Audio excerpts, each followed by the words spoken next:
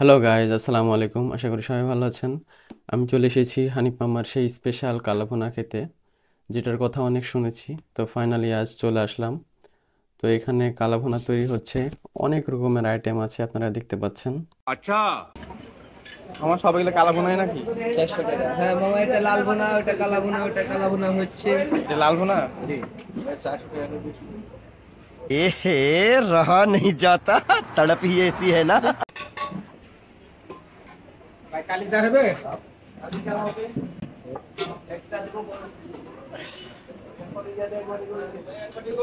আমার সাথে ছিল কাজল ভাই। কাজল ভাই কালাভুনা অর্ডার দেয়নি, কাজল ভাই দিয়েছিল কালিজা ভুনা। তো সে কালিজা ভুনা নিয়েছিল আর আমি কালাভুনা নিয়েছিলাম। আমাকে প্রায় 5 থেকে 6 পিস কালাভুনা দিয়েছিল। সো কালাভুনাগুলো খেতে ছিল বেস্ট, ভালো ছিল, খেতে ভালো লেগেছে। খুব ভালো বলবো না, কিন্তু খেতে ভালো লেগেছে। बड़ा हरामी हो बेटा। আমি তো খাওয়া দাওয়া শেষ করলাম, খাওয়া দাওয়া শেষ করে উঠে গেলাম। এখনও কাজল ভাই তার খাওয়া শেষ করতে পারেনি, প্রায় তার খাওয়ার শেষের দিকে, এবং সে শেষ করতে পারেনি, তাই আমি উঠে যেখানে রান্না করে সেখানে গেছিলাম একটু। ভাই, আপনার নামই হানিফ? ও, আপনারা দুই ভাই মিলে ব্যবসা করেন?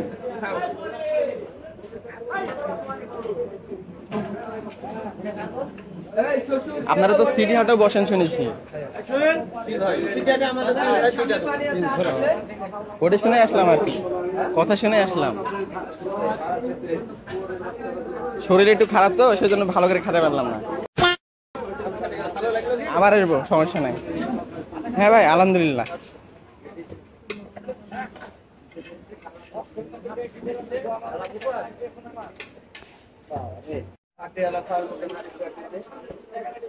ভাই, কালাভুনার একটা পার্সেল নিবো। হ্যাঁ, পার্সেল দেন।